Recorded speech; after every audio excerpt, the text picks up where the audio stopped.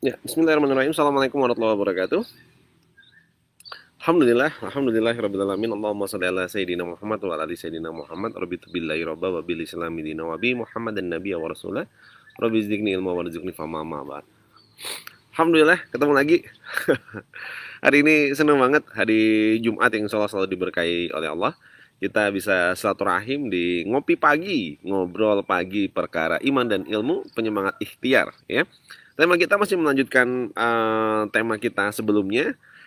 Kita membahas tentang spiritual enterprise, ya. Nah, kalau kemarin kita baru berbicara tentang gambaran umum, gambaran singkat, dan kenapa sih kok kita harus bertransformasi menjadi perusahaan yang 4.0, artinya bertransformasi kepada perusahaan spiritual enterprise. Nah, nanti kita akan bahas lebih banyak, ya. Nanti di pertemuan kita hari ini. Sebelumnya saya mau nyapa dulu teman-teman yang sudah hadir. Ini ada Pak Parman, ya, Masya Allah, ini dari Surabaya. Mas Muhammad Madi, Masya Allah, ya betul banget, ini kita di Soto Haji Alwi. Ini tempat yang ngangenin banget, kalau teman-teman OIC 4 pasti kangen di tempat ini, ya, kemarin. Bu Santi di apa namanya Bali ini. Waalaikumsalam warahmatullahi wabarakatuh. Ini ada Mbak Amel sama Mas Ahli kalau nggak salah lagian di Bali, ya.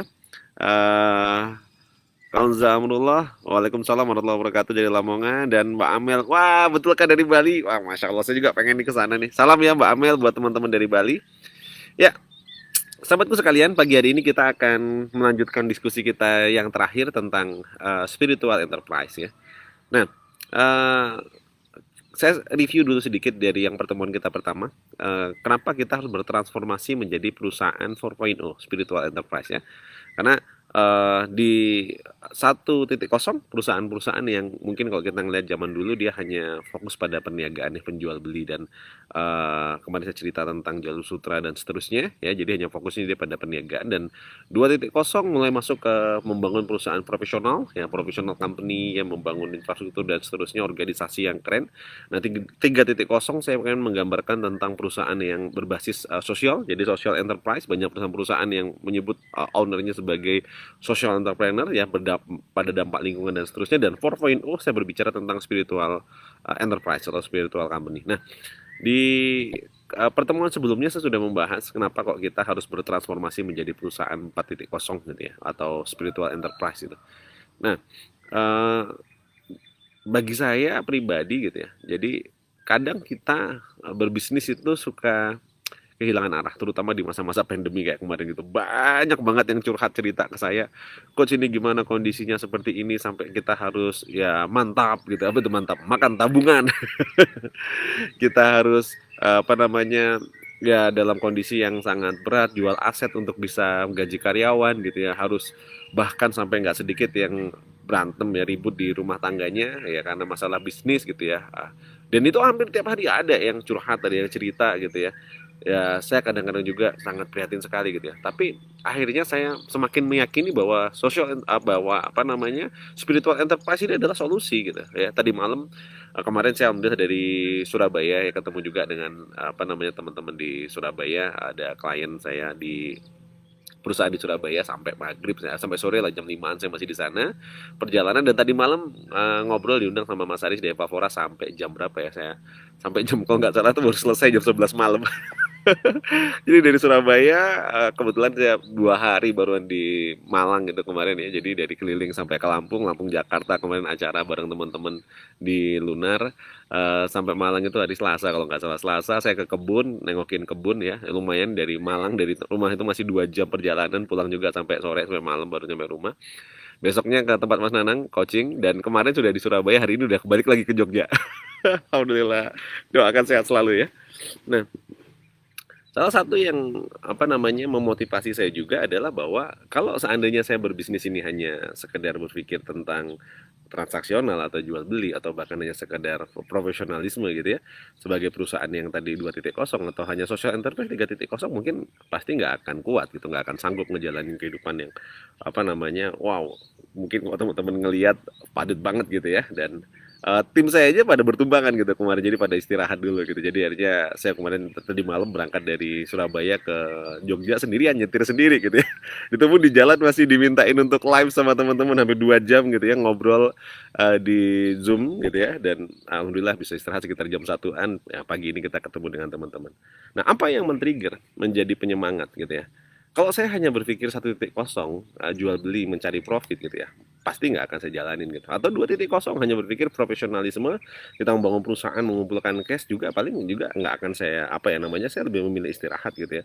Dan begitu juga dengan mungkin kalau saya 3.0 hanya berpikir tentang dampak sosial gitu ya, saya ngerasa ya mungkin sudah cukup yang saya kerjakan gitu. Tapi saya ngerasa ini spiritual company bagi saya, spiritual enterprise, tanggung jawab saya lebih besar gitu. Karena apa? Karena perusahaan saya bukan hanya sekedar bicara tentang untung rugi, tapi bagaimana menjadi kendaraan untuk bisa mengantarkan sebanyak-banyaknya orang yang ada menuju surganya Allah gitu. Jadi akhirnya semangat, motivasi dan juga spirit nggak akan habis gitu. Jadi semalam banyak yang tanya, coach nggak capek apa segala macam. Ya mungkin kalau mau dipikir capek, mungkin capek gitu ya. Tapi saya kadang berpikir lagi, para sahabat gitu ya, orang-orang terdahulu gitu ya, jauh lebih capek gitu ya. Jadi saya masih bersyukur Allah masih titipkan kesehatan, kekuatan, fasilitas yang sangat nyaman gitu. Jadi akhirnya ya saya masih mensyukurinya, adalah salah satunya dengan terus coba istiqomah untuk bisa melakukan yang terbaik gitu ya.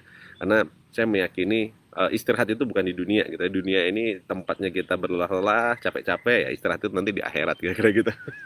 Istirahat di akhirat, semoga Allah izinkan memberikan tempat istirahat yang terbaik gitu di sana. Nah, tadi malam ngobrol bareng dengan Mas Nanang, ada Bu Yuyun, ada Bu Redia juga gitu ya. Dan melanjutkan tadi yang saya ceritakan, di pandemi ketika banyak perusahaan yang tumbang, gulung tikar gitu dan nggak ngerti mau ngapain lagi gitu. Maka menurut saya memang kekuatan spiritual itu adalah apa namanya, pondasi yang sangat kuat gitu. Karena dalam perspektif spiritual enterprise itu kita tidak akan melihat hanya semata-mata untung rugi atau profit atau cash gitu, tapi kita akan melihatnya adalah konteksnya rizki. Nggak ada kan yang hilang rizkinya. Ya, saya pernah menyampaikan di beberapa pertemuan sebelumnya, hukum kekekalan rizki, rizki tidak akan dapat diciptakan oleh manusia ya, rizki juga tidak dapat dihancurkan. Nah, rizki hanya berubah bentuk gitu. Jadi ketika pandemi rizki kita nggak hilang gitu. Cuman kadang kita kalau nggak punya pegangan spiritual, akhirnya apa? Panik, bingung ketika omset turun gitu. Padahal kalau kita berdasarkan dengan ketakwaan dan keyakinan, Allah tidak akan mengambil rizki itu gitu ya, hanya merubah bentuknya. Mungkin dari yang tadinya omset, uang yang banyak, jadi waktu yang luang gitu ya, jadi bisa ngumpul sama keluarga gitu. Ya ini sebenarnya sesuatu yang Masya Allah luar biasa gitu. Nah, maka teman-teman semua ya, hari ini kita akan lanjutkan diskusi kita. Kita harus bertransformasi menjadi lebih baik gitu ya. Jadi nggak cukup hanya berbicara tentang bisnis sekedar jual beli gitu ya, 1.0, juga nggak cukup bisnis hanya sekedar berbicaranya ya mencari cash atau profit sebesar-besarnya gitu. Nggak cukup juga hanya berbicara dampak sosial, tapi bisnis juga harus berbicara tentang dampak akhirat. Ini jadi yang harus kita pikirkan. Apakah pekerjaan, rutinitas, aktivitas kita itu menjadi apa namanya, bekal kita untuk ke akhirat nanti gitu.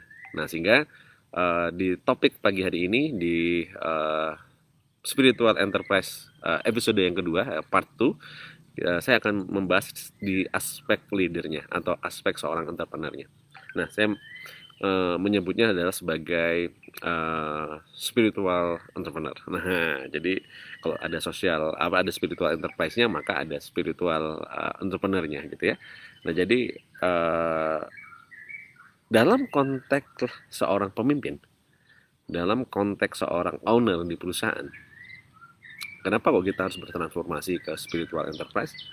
Saya sangat meyakini bahwa kepemimpinan kita akan dimintai pertanggungjawaban gitu. Kepemimpinan kita sebagai owner akan dimintai pertanggungjawaban.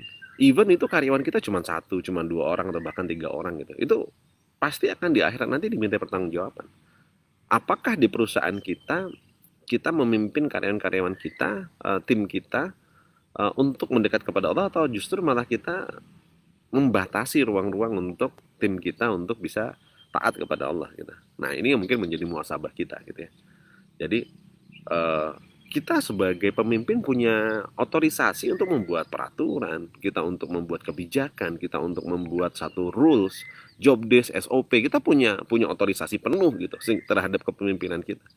Sehingga di dalam konteks itu mau nggak mau, suka nggak suka gitu ya, kita harus mendesain untuk agar meringankan pertanggungjawaban kita di akhirat. Justru malah kalau bisa membantu kita di akhirat nanti gitu, bukan akhirnya memberatkan memberatkan pertanggungjawaban yang akhirnya berdampak pada ya apa ya namanya tuntutan nanti di akhirat gitu. Jadi contoh misalnya kita punya karyawan kita nggak berjilbab gitu. Misalnya kalau kita ini pengusaha muslim ya, konteksnya ini saya berbicara dalam disclaimer dulu bahwa ini konteksnya spiritual enterprise-nya, saya bicara koridornya adalah pengusaha muslim. Jadi ini apa namanya disclaimer-nya gitu ya. Nah misalnya kita apa namanya perusahaan kita misalnya karyawan kita misalnya tidak berjilbab gitu.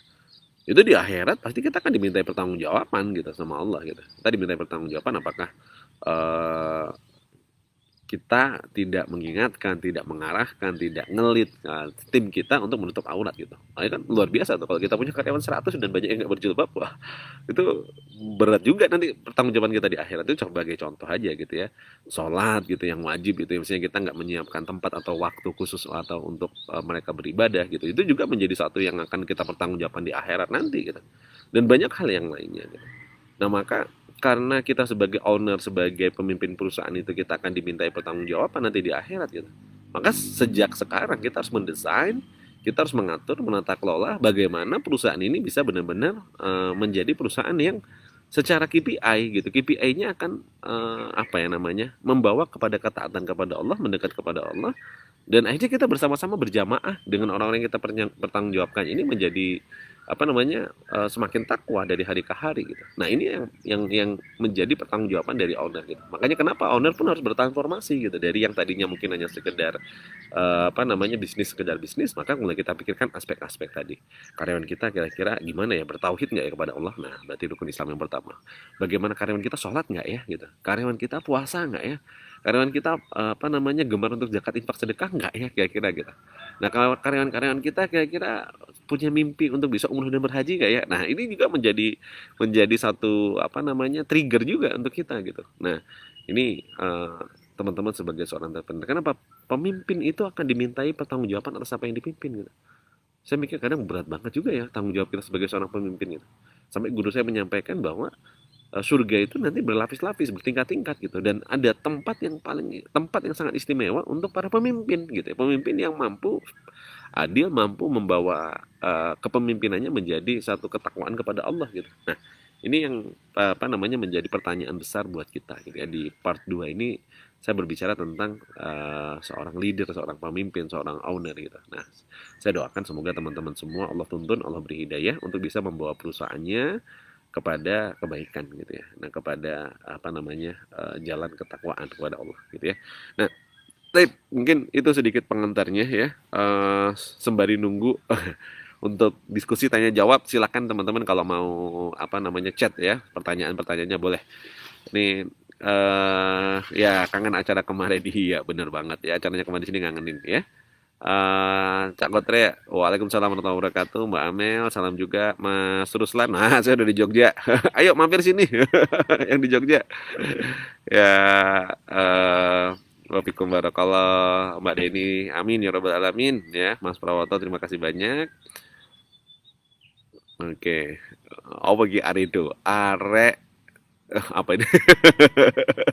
Dono Mulyo, kira-kira kayak gitu mungkin ya. Mbak Putri Lasmi itu, waalaikumsalam Pekalongan ya, Masya Allah. Oke, nah ini Mbak Desi udah lama banget nih nggak nongol. Kemarin saya ke Jakarta nggak sempat ketemu juga ya. Oke, iya. Nah, karena belum ada pertanyaan, saya lanjutkan. Kalau sudah kita gambarkan, maka tipsnya ada 3 tips yang akan saya bagi hari ini ya di ngopi pagi kita. Bagaimana seorang pemimpin itu nanti bisa mengawali ya atau membangun pondasi spiritual enterprise gitu. Tips yang pertama adalah tentukan tujuan ya atau saya menyebutnya namanya visi akhirat. Maka seorang pemimpin harus bisa memiliki visi akhirat. Ya. Jadi pemimpin itu yang pertama diikuti karena visinya gitu. Maka kita sebagai seorang owner, sebagai seorang pemimpin harus punya visi. Dan milikilah visi akhirat, jangan hanya sekedar visi dunia, jangan hanya sekedar kita berbisnis hanya untuk cari untung rugi atau kita hanya sekedar cari profit gitu. Maka tim kita pun hanya akan memikirkan dirinya sendiri gitu. Maka sebagai seorang pemimpin, ayo bangun visi akhirat kita apa? Nah, ini satu pertanyaan sederhana sebenarnya buat teman-teman. Tapi banyak juga mungkin dari kita yang belum benar-benar mengimani, meyakini visi akhirat kita gitu. Sehingga ketika dihadapkan dengan sedikit masalah saja goyang gitu. Padahal ketika seorang entrepreneur itu memiliki visi akhirat, bukan hanya sekedar visi dunia, itu akan menjadi satu motivasi yang tidak akan ada habisnya energinya gitu. Kenapa? Selama kita hidup dan meyakini ada akhirat, ada tempat kita kembali dan kita belum sampai sana, maka kita pasti akan berjuang mati-matian untuk kita bisa mencapai ke surganya Allah gitu, mencari ridhonya Allah gitu. Nah, maka ciptakan visi akhirat apa yang mau mau kita lakukan dan sebisa mungkin kalau bisa visi akhirat ini sandarkan dengan Al-Qur'an gitu. Jadi saya mentadaburi ketika saya mulai berhijrah dan juga mulai bertransformasi, saya gunakan Al-Quran sebagai dasar sandaran gitu dari perusahaan dan juga visi hidup saya dan juga visi perusahaan saya gitu. Jadi karena visi perusahaan saya tarik dari visi hidup gitu. Allah ngasih mandatori dua gitu kan, Az-Zariyat 56 dan Al-Baqarah 30 gitu. Kita diminta untuk beribadah dan menjadi khalifah gitu. Wah, itu menjadi motor energi yang luar biasa untuk saya membangun perusahaan gitu ya. Jadi akhirnya gimana perusahaan ini menjadi wasilah ibadah dan bagaimana perusahaan ini bisa menjadi wasilah untuk kita membangun satu ya pengelolaan besar gitu ya atau khalifah gitu ya, khalifah.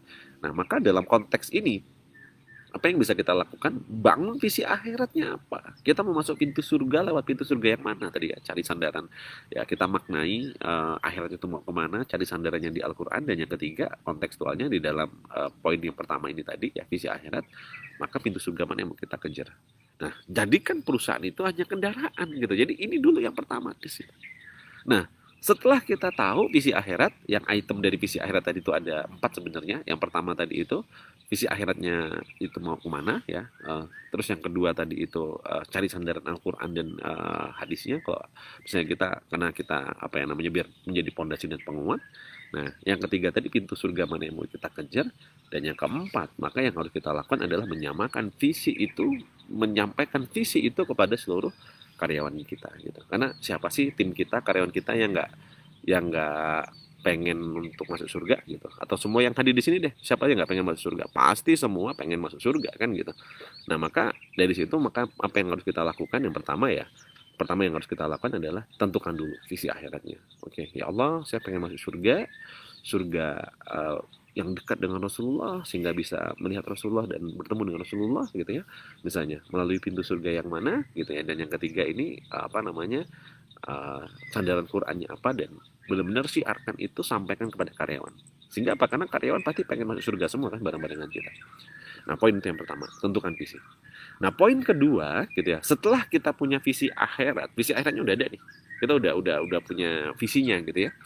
Nah, maka apa yang harus kita lakukan setelah kita punya visi akhirat? Yang kedua, bagaimana kita melakukan internalisasi visi itu kepada karyawan. Kita mulai nih internalisasi visi.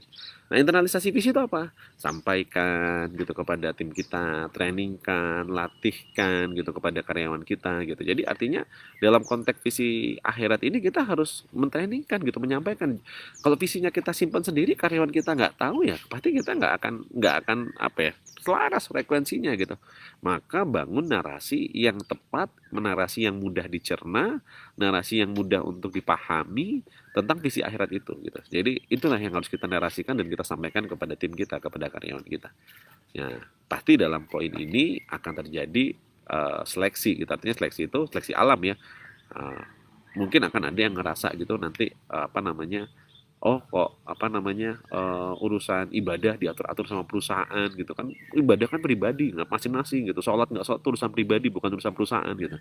Mungkin nanti akan ada tim yang mungkin karyawan kita yang ngerasa nggak nyaman dan akhirnya dia resign dan seterusnya. Bagi saya sih nggak ada masalah gitu. Eh, di sinilah letaknya ketika kita melakukan internalisasi visi, di situ nanti akan terjadi kontraksi gitu, akan terjadi pemisahan mana yang kira-kira sevisi dan mana yang tidak sevisi.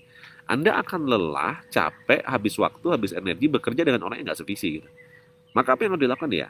Maka mau nggak mau, suka nggak suka, yang harus Anda lakukan yang pertama adalah internalisasi visi ya. Jadi samakan gitu ya. Jadi bumikan visi itu menjadi satu platform di perusahaan gitu. Nah, ini yang mungkin harus kita lakukan gitu. Dan kalau terjadi kontraksi, timnya akhirnya terseleksi, akhirnya ada yang keluar dan seterusnya, bagi saya nggak ada masalah. Itu bagian dari seleksi alam gitu ya. Nah, kita kerja dengan orang yang sevisi, insya Allah akan jauh lebih powerful gitu. Nah, yang ketiga, ini tips yang terakhir. Yang ketiga apa yang harus kita lakukan adalah menyusun eee, apa namanya, kalau di negara itu namanya GBHN, garis-garis besar haluan negara. Nah, kita ini garis-garis besar haluan perusahaan, kira-kira gitu. Jadi kita menyusun yang namanya, apa namanya, peraturan perusahaan gitu. Kita buat rule of enterprise atau rule of company kita. Jadi kita buat apa namanya peraturan perusahaan kita yang itu menjadi KPI atau itu menjadi satu dasar dari eh, perusahaan yang kita pengen bangun untuk menuju ke visi tadi. Jadi kan kalau ada visi pasti ada misi kan gitu ya. Nah jadi tiga ini poinnya. Nah maka apa? Contoh misalnya transformasi Anda menjadi spiritual enterprise. Kalau dulu mungkin KPI-nya adalah cash berapa yang bisa dihasilkan dari perusahaan.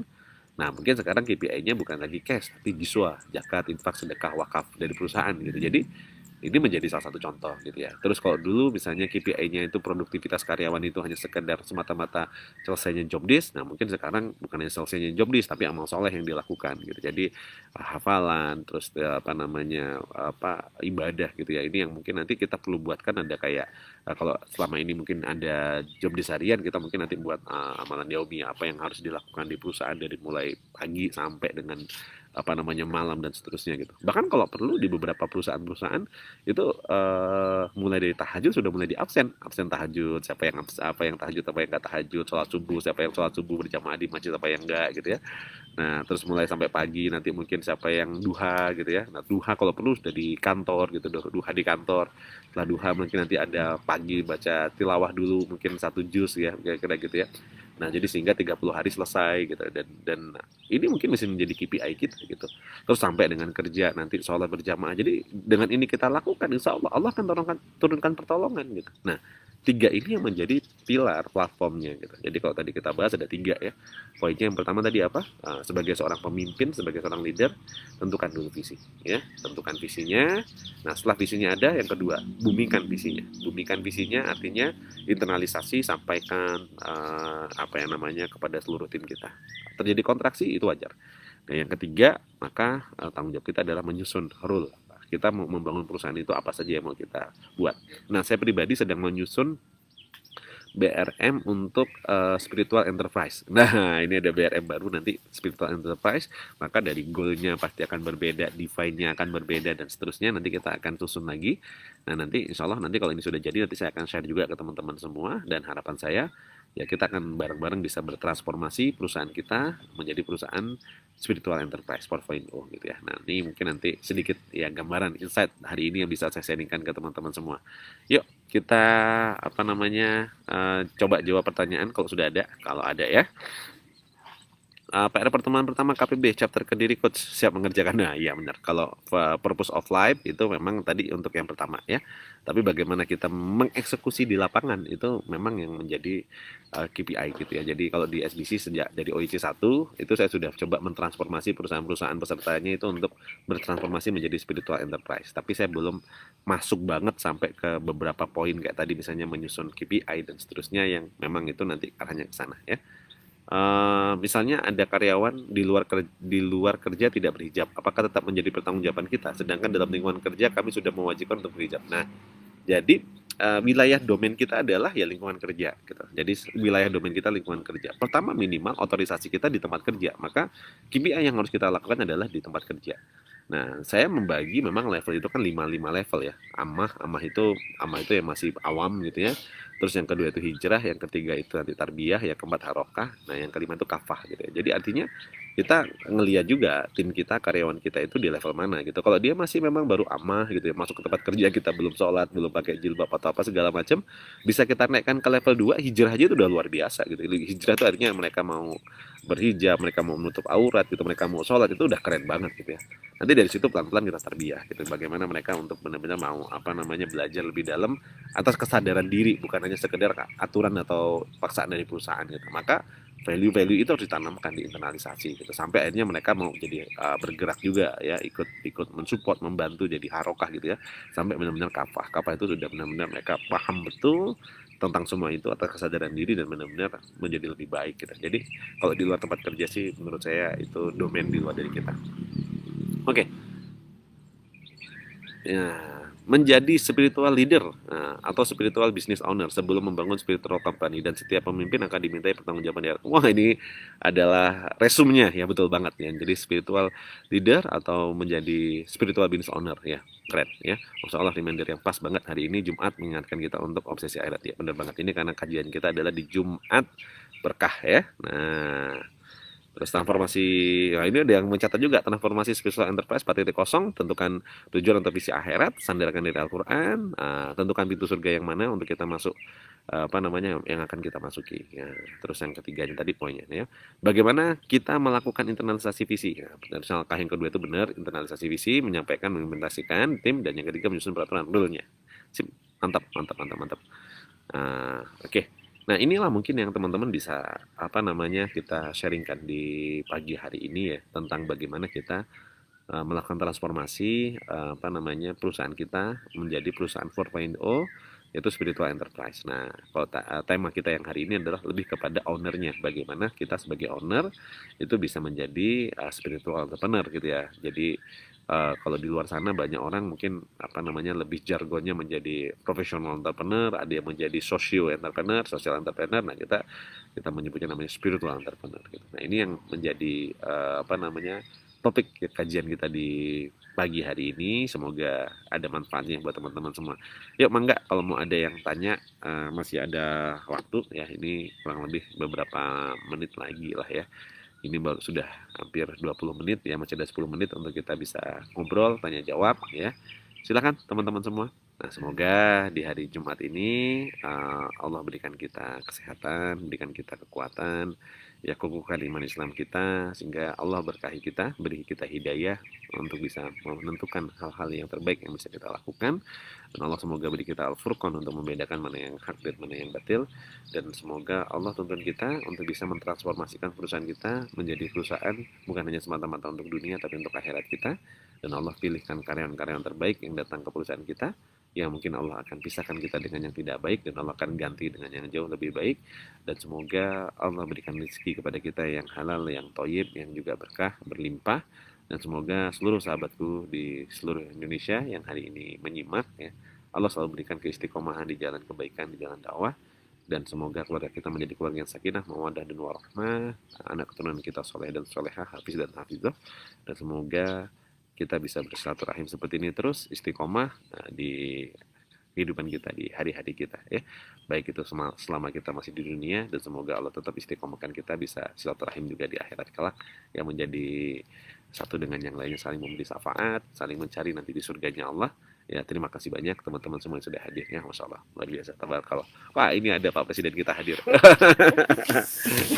Ya. Assalamualaikum. Ya, Masya Allah ya. Yang mau ikut nyoto bareng pagi ini, yuk mampir ke Haji Alwi ya. Teman-teman semua, terima kasih banyak. Kita akhiri dengan doa kafaratul masjid. Subhanallah wa bihamdika asyhadu an la ilaha illa anta astaghfiruka wa atubu ilaik. Wassalamualaikum warahmatullahi wabarakatuh.